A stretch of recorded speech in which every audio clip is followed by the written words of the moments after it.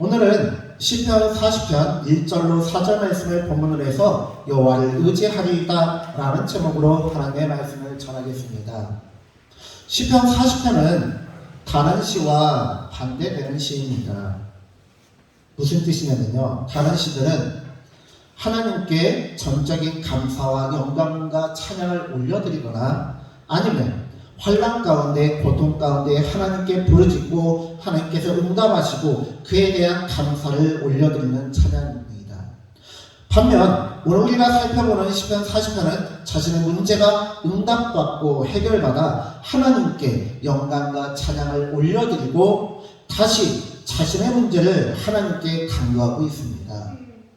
오늘 시편 40편이 우리에게 알려주고 있는 바는 무엇입니까? 그것은 인생은 끊임없는 문제의 연속이며 동시에 해결의 연속입니다. 그렇게 우리에게는 하나님의 도우심이 매 순간마다 필요하다라는 것이죠. 사무엘하 22장에는 다윗의 승전가가 나옵니다. 그 시작인 사무엘하 22장 1절에서는 이렇게 말씀하고 있습니다. 여호와께서 다윗을 모든 원수의 손과 사울의 손에서 구원하신 그날에 다윗이 이 노래의 말씀으로 여호와께 아뢰어. 많은 학자들은 모든 원수의 손과 사울의 손에서 구원하셨다고 하기 때문에 왕위로 등극하는, 왕의 자리로 등극하는 그때에 지은 시다라고 추정합니다. 물론 그럴 수도 있지만 저는 오히려 인생의 말년에 지은 노래라고 생각합니다. 우리 성도님들께 여쭙겠습니다. 자녀들이 성인이 되면 문제가 없나요? 전조광 실사님, 이제 우리 세진이가 내년이면 20살이 되는데 우리 정세진 학생이 20살이 되면 문제가 없을까요? 인생에 환란이 없을까요? 네. 오현미 강사님, 이제 우리 김현준 선생님이 이제 성인이 되고 곧 있으면 장가도 갈 텐데 장가를 가면 문제가 없을까요? 네, 대답을 안 하시는 것으로 결혼을 하고 자녀가 장성하고 결혼하고 자녀를 또 다른 손주를 낳고 부모가 되어도요, 문제는 계속해서 생깁니다. 내가 나이가 60이 되고 70이 되어서 은퇴를 하고 노인연금을 받아도 계속해서 인생의 문제와 고통은 끊이지 않고 나에게 몰려듭니다. 이 세상에서 태어난 이상 문제가 없고 고난이 없는 시간이 없습니다. 다만 나이가 들수록 좀 더 지혜롭게 그리고 버겁지만 잘 이겨낼 뿐입니다. 그렇게 저는 사무엘하 22장의 그 노래가 왕위에 등극해서 지은 노래일 수도 있지만 이 노래는 오히려 인생의 노년에 하나님께 올려드리는 고백이요 찬양에 더 합당하지 않나 하는 개인적인 생각을 합니다. 오늘 본문의 말씀 시편 40편 3절의 말씀을 보니까요, 다윗은 새 노래를 하나님께 올려드린다고 합니다. 여호와를 의지한다고 합니다. 이것이 인생이요 신앙인의 삶입니다. 우리는 부족합니다. 연약합니다. 그렇게 우리는 매일같이 하나님의 도움이 필요합니다. 장종택 목사님이 올 1월에 새롭게 발표한 은혜는 만나 같아서 라는 찬양이 있는데요. 이 찬양을 발매를 하고 나서 저에게 개인적으로 카톡을 보내셔서 이제 찬양 악보 혹시 필요할 것 같아서 보내드린다고 하면서 보내주셨더라고요. 근데 너무 은혜가 돼서 제가 이 음원을 다운받을 수 있는 사이트에서 이 음원을 다운받았는데요. 그 가사를 보면 처음 시작이 이렇습니다. 은혜는 만나 같아서 어제의 은혜로 살 수는 없죠. 만나의 유효 기간이 하루란 건 은혜와 너무 닮았죠. 서두부터 정말 장종택 목사님이 기도하면서 이 찬양을 짓고 작곡하고 이 찬양을 불렀다라는 것이, 이 찬양을 발매했다라는 것이 이 처음 서두부터 느껴지더라고요.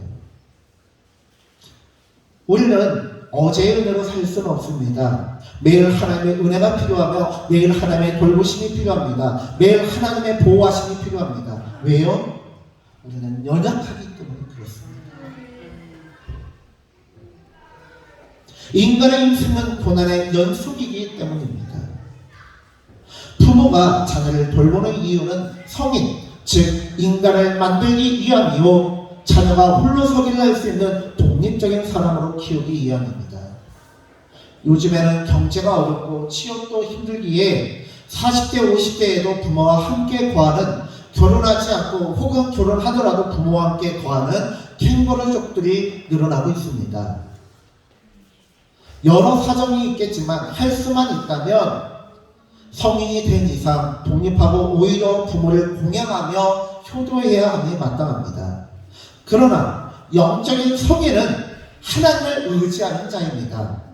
세상적으로 성인은 육체의 부모에서 벗어나 독립하고 할 수 있다면 가정을 이루어야 합니다. 그러나 영적으로는 아버지이신 하나님께 작은 부분까지도 의지하며 의논하고 하나님의 뜻 가운데 거하며 함께 거하는 것이 성숙한 신앙인의 모습입니다.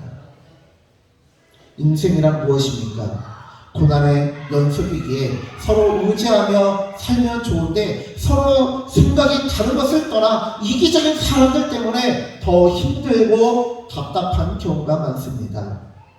예를 들어 요즘에는 노키즈존이나 청소년존이라고 해서 무슨 뜻이에요? 아이들 출입금지 구역, 또한 혹은 청소년은 들어오지 마세요 하는 특정 연령대의 손님을 거부하는 그러한 가게들이 늘어나고 있는데요.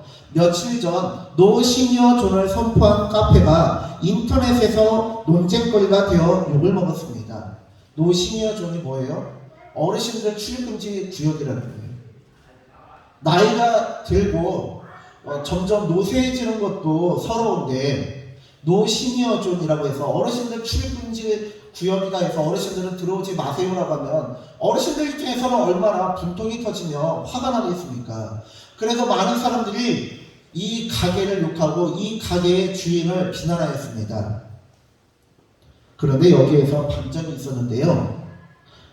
실은 이 몇몇 어르신들이 카페에 와서 옛날 다방 아가씨들을 대하듯이 그 카페의 사장님이 여자 사장님인데 그 젊은 사장님도 아니에요. 한 40, 50대의 젊은 사장님이긴 한데 그분을 자기보다 어리다고 마치 다방 아가씨들을 대하듯이 성희롱을 하고 그냥 성적인 그러한 말들을 가감없이 뱉어내면서 이 사장님을 하여금 수치감을 느끼고 모멸감을 느끼게 했는데 또 그렇다고 해서 특정한 사람들만 들어오지 마세요라고 하면 혹시라도 해코지를 당할까 두려워서 아예 어르신들은 출입하지 말아달라는 노시니어존으로 운영하겠다라고 선포한 것입니다.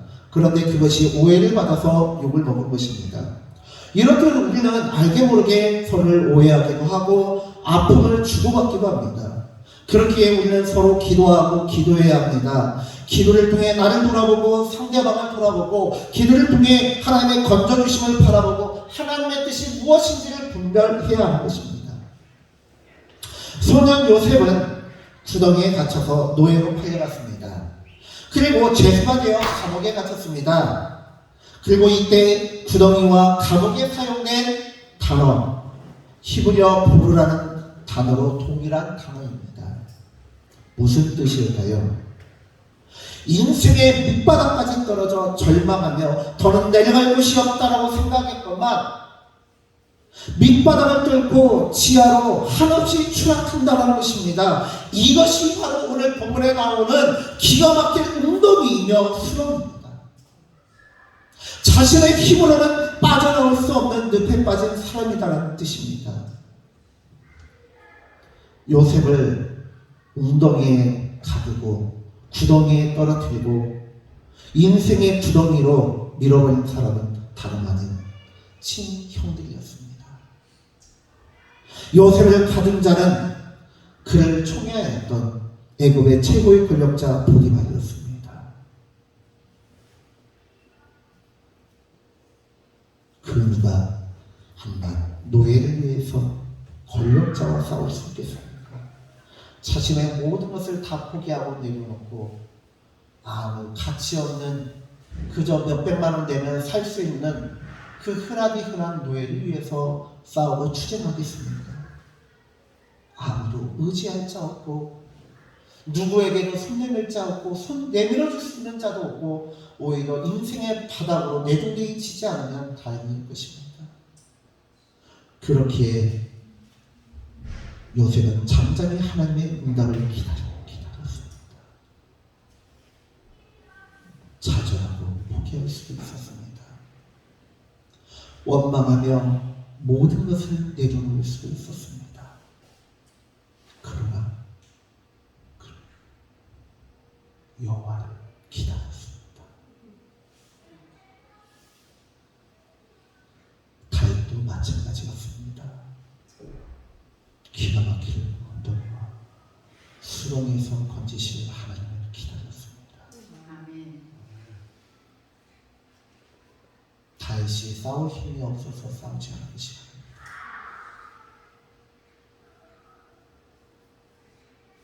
공적으로는 하나님의 기름 부으심을 받은 왕이요, 사적으로는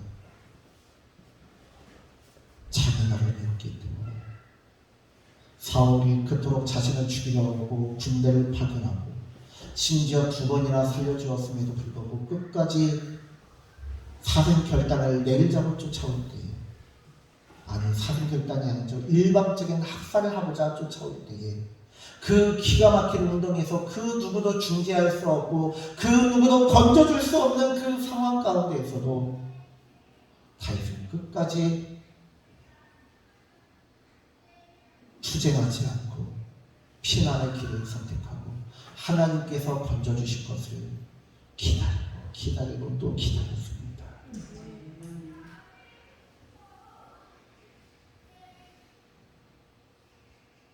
시편 18편과 사무엘하 22장이 왕으로 즉위한 이후에 지은 것인지 인생의 노년에 지은 것인지는 불분명합니다. 그러나 다윗이 그 모든 환난 속에서도 끝까지 하나님을 의지하고 기다림으로 응답을 받았다는 것이 중요합니다. 하나님께 기도해도 하나님께서 말씀하셨어도 약속하셨어도 즉각적으로 문제가 해결되는 것이 아닙니다.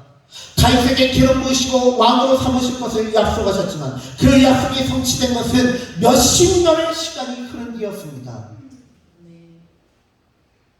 요셉에게 하늘의 해와 달과 별들조차 절하는 꿈을 꾸게 하셨지만 그 일이 이루어진 것은 몇십 년의 시간이 흐른 뒤였습니다. 기가 막힐 운동과 수렁에서 건지신 하나님, 인생의 밑바닥을 뚫고 저 끝을 알 수 없는 인생의 지하로 추락하는 자를 건지신 분이 바로 하나님이십니다. 아멘. 인간으로서는 도저히 감당할 수 없고 해결할 수 없는 일이 해결될 때 우리는 기적이다라고 말합니다. 신의 한 수다라고 말합니다. 그러나 우리의 입장에서는 신의 한 수이지 하나님께는 일상이며 너무나 자연스러운 것입니다. 그렇기에 그는 하나님을 의지하고 기다리고 또 기다렸습니다. 그리고 마침내 자신을 건지신 그 하나님께 찬양합니다. 그리고 시편 40편의 말씀을 보니까요, 마지막에 또다시 문제가 발생하여 그 문제를 하나님 앞에 내어놓고 하나님 앞에 아릅니다. 하나님, 또 문제가 터졌네요.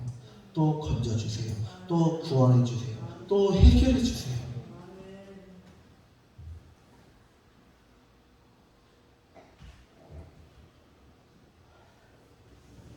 저는 지난주 우리 교회에서 계속 전도하고 신방하고 기도하고 있었던 고 김효승 권사님의 장례식을 집례하였습니다. 비록 교회는 나오지 않으셨지만 항상 입버릇처럼 하시던 말씀이 마음속에 예수님이 있다, 복음이 있다는 것이었습니다. 그리고 형평상 지금 당장 교회는 가지 못하지만 제 마음이 교회에 있습니다. 우선 신방해 주셔서 감사합니다 하면서 감사원금을 저에게 부탁하셨고 제가 그분의 이름으로 감사원금을 교회에 하나님 앞에 올려드렸습니다. 그리고 그 말씀이 사실로 밝혀진 것이 여러분들도 아시겠지만 장례 예배를 드릴 때에 천국에 입성하지 못하신 분의 장례 예배를 드릴 때는 너무나 마음이 아프고 어렵지만, 그러나 천국에 입성하신 분의 그 장례 예배를 드릴 때에는 그 마음 가운데 평안이 온다는 것은 다 아실 것입니다. 저 또한 장례 예배를 집례하면서 하나님께서 주시는 평안이 이미 있었고요. 또한 입관 예배를 드릴 때 그분의 얼굴을 바라보았는데 천국에 가신 분이심을 알 수 있는 환한 빛이 임했습니다. 비록 멀쩡하신 분이 하룻밤 사이에 급격히 상태가 안 좋아지고 소천하셔서 황망하기는 하지만 하나님께서 권사님을 받으시고 안으셨음으로 인해 위로를 얻을 수 있었습니다.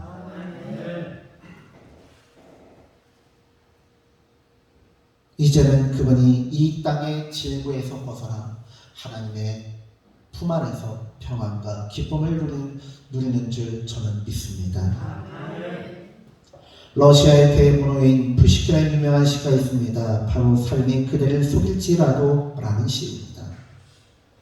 삶이 그대를 속일지라도 슬퍼하거나 노여워하지 말아라. 슬픈 날은 참고 견디라.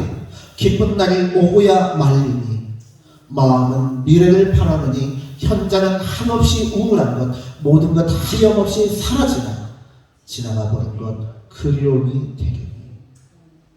아시다시피 러시아는 기독교 국가입니다. 또한 푸시킨은 하나님을 믿는 자였습니다.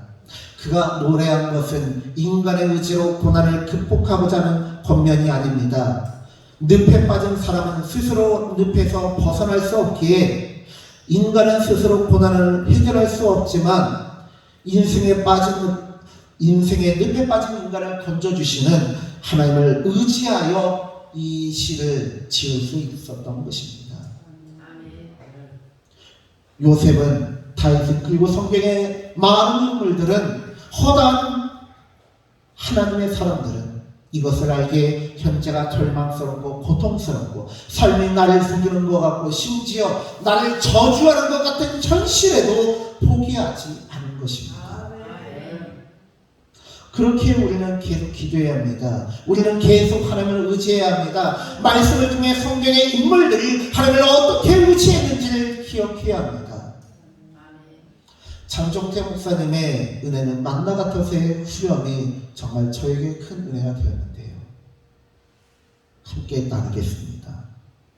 눈물이 웃음이 되며 한숨이 노래가 되는, 불평이 감사가 되고 근심이 찬송이 되는 평범한 일상을 기적의 삶으로 살아가는 은혜 주소서.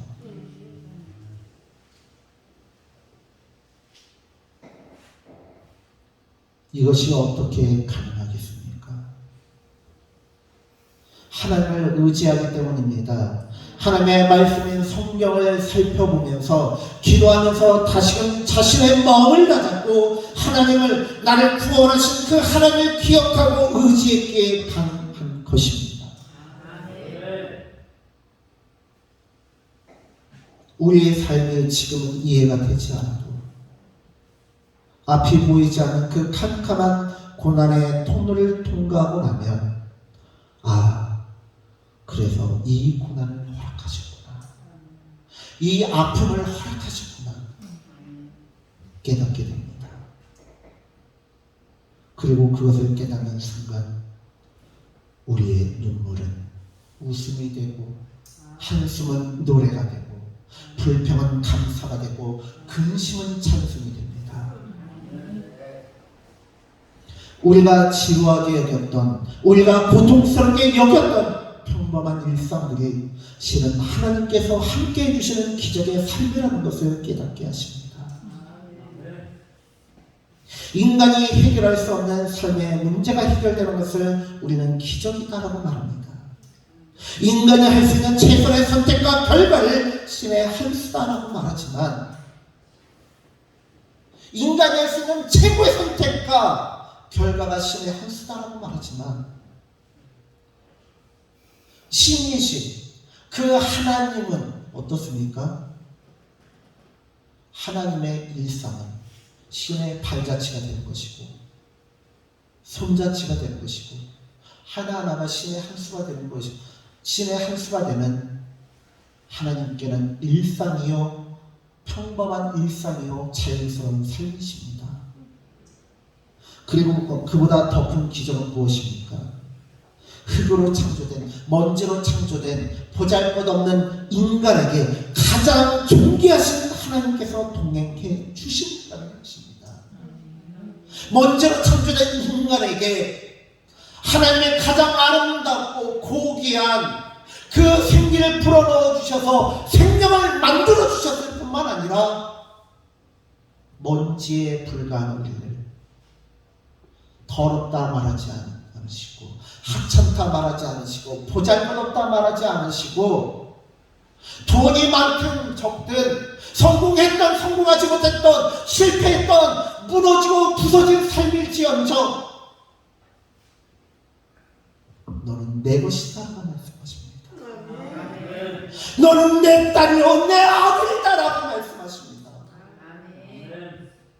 너는 천하에서 가장 귀한 나의 것이다라고 말씀하십니다. 내가 너를 위하여 내 생명을 내어 주었다라고 말씀하십니다. 세상에 그 어떤 바보가 귀하지 않은 것으로 인해 자기 생명을 내어 던지겠습니까? 하물며 이 세상에서 가장 존귀하고 지혜로우신 하나님께서 어떻게 귀하지 않은 보잘것없는 인간을 위해서 그 목숨을 내어놓으실 수 있습니까?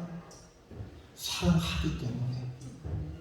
이 세상의 가치로는 하찮은 것이지만 하나님의 입장에서는 가장 존귀한 존재이기에 가장 사랑받는 존재이기에 너는 내 것이다 라고 말씀하시며 우리와 함께 동행해 주십니다. 김종환 수제사님의 작은 형님이 소천하시기 전에 온 가족의 모인 자리에서 모두 사랑한다라고 말씀하시고 찬송가를 부르시고 찬송가를 다 부르신 후에 조용히 숨을 거두셨다라는 말씀을 전해 듣고서요. 얼마나 복된 인생인가. 나 또한 그러한 체험을 맞이하고 싶다라는 생각을 하였습니다. 오늘 성경이 나와 있는 이 다윗 또한 하나님을 그렇게 찬양하고 고백하는 것이며 다른 사람들에게 하나님이 이토록 귀하신 분이고 그렇기 때문에 당신들도 하나님을 기억하시고 하나님의 기적을 경험하라고 하나님을 의지함으로 기적을 경험하는 삶, 평범한 일상이 기적의 삶으로 변화되는 것을 경험해보라고 권면하고 있는 것입니다. 마치 천상병시의 소품이라는 시처럼 하나님 감사합니다. 하나님께서 허락하신 생명으로 말미암아 아름다운 인생을 살았고 소품처럼 행복한 인생을 살았습니다. 질곡이 없는 평안한 삶은 아니었지만 오히려 문제와 고통이 끊임이 없는 그러한 삶이었지만 고통이 없는 평안한 삶보다 더 행복한 인생이었고 더 기대되는 인생이었고 그렇기에 더 하나님의 동행하심을 경험하는 기적의 삶이었다라고 고백할 수 있기를 바랍니다. 평범한 일상에서는 하나님께서 만져주셔도 그 만져주심을 체험할 수 없습니다. 그러나 오히려 환난의 순간이 닥쳐야 그 하나님의 만져주심을 내 삶이 평범한 일상이 아니고 기적이구나 하는 것을 깨달을 수 있습니다. 대한민국의 최남단에는 전설의 섬이 있습니다. 이어도라고 하는 그 섬인데요. 이 섬은요, 정말 이 섬을 본 자리를 극히 드물고 본 사람들은 다 죽었기 때문에 이 섬의 존재가 전설처럼 치부되는데요. 과학이 발전하고 나서 보니까 수면에서부터 몇십 미터 아래에 있는 섬이었고, 이 섬이 나타나기 위해서는, 보여지기 위해서는 험한 거친 몇십 미터의 파도가 출렁이며 바다가 출렁여야 그 파도 속에 감춰져 있던 섬이 드러나는 것이기에 그 풍랑 속에서 살아나는 사람은 몇 없었고, 기적처럼 몇백 년, 몇천 년의 삶 동안 몇 명의 사람들만이 그 성함을 체험했다라는 거예요. 마찬가지로 우리의 삶도 평탄한 일생에서는 전설의 섬을 발견할 수 없습니다. 그러나 삶의 풍랑이 몰아칠 때에 우리의 인생의 수면 가운데 감추어진 하나님의 손을 바라볼 수 있고 만질 수 있고 붙잡을 수 있는 줄 믿으시기 바랍니다.